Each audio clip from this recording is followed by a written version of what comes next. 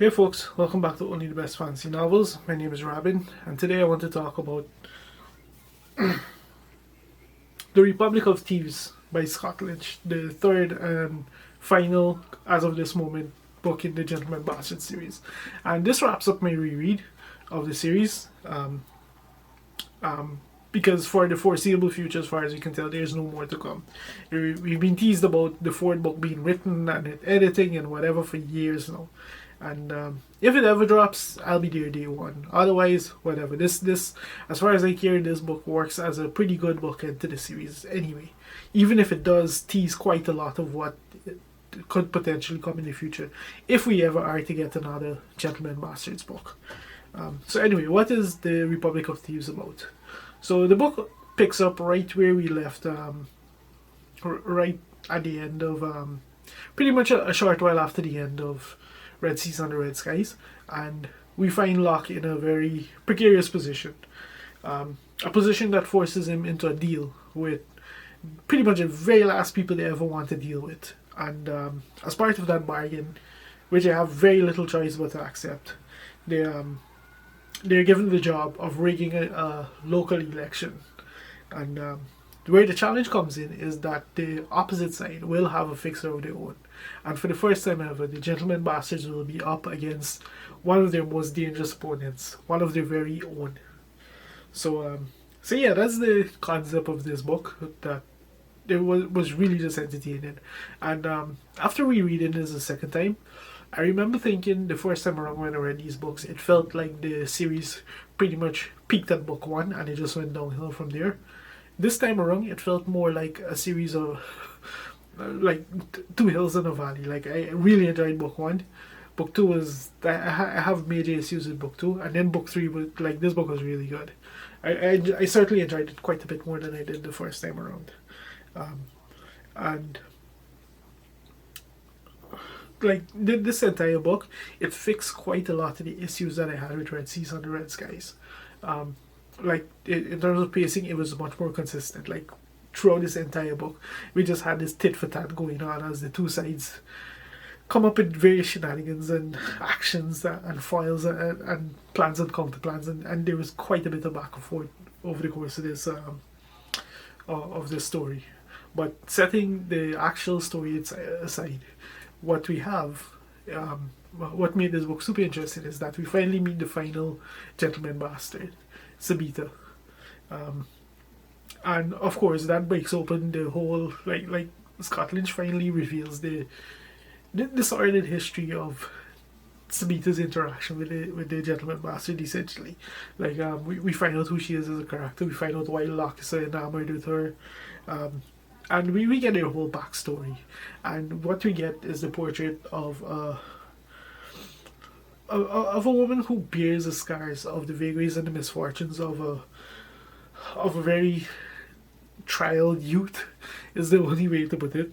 And we get like a just extremely frustrating romance story between Locke and Sabita, both in the past and in the present day.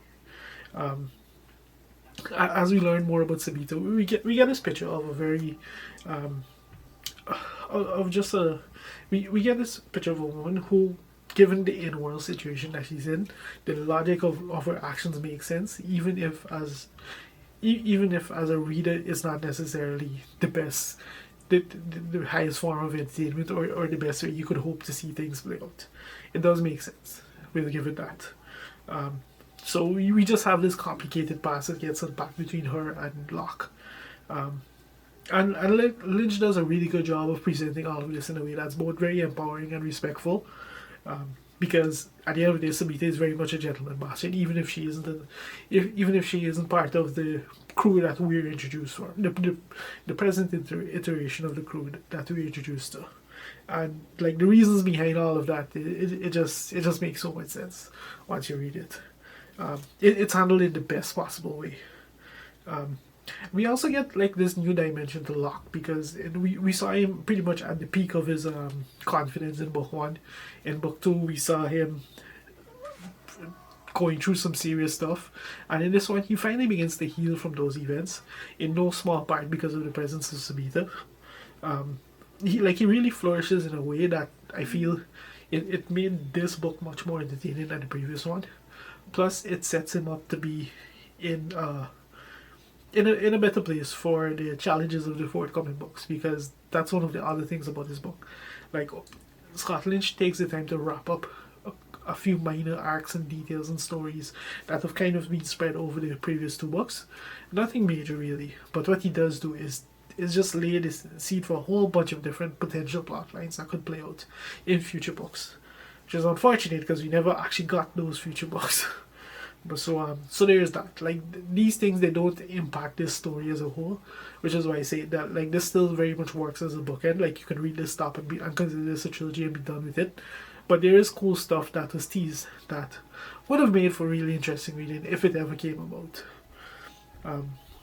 So yeah, that's kind of it. Like, it's a really fun installment into the series, and like for this story itself, like I said, I just found it so much better paced than the previous one. We spent a little time kind of unpacking